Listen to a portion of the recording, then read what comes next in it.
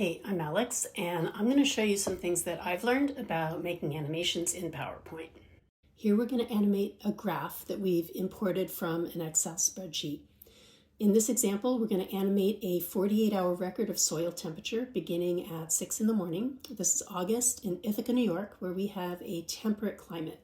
So let's see what we can learn as we watch this record unfold.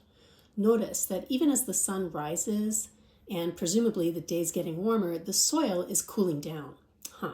That's interesting.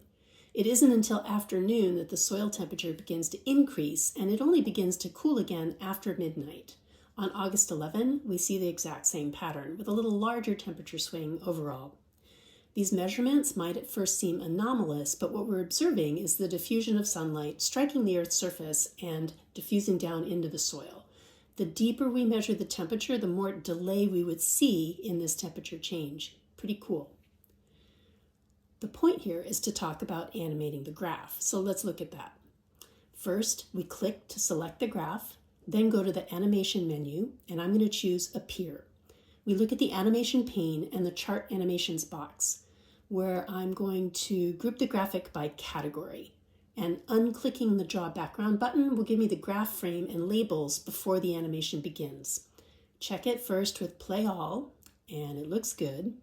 Now notice that you do have all the different animation types to choose from, but other than Appear and Wipe, I really wouldn't go there. You can play around with it, but if you have a lot of data points, you're going to want to get them out there as quickly as possible, so Appear is a good choice.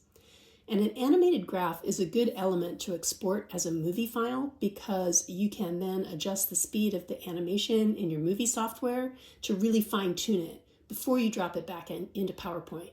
So using the two software packages in tandem gives you a really, really nice output. There you go.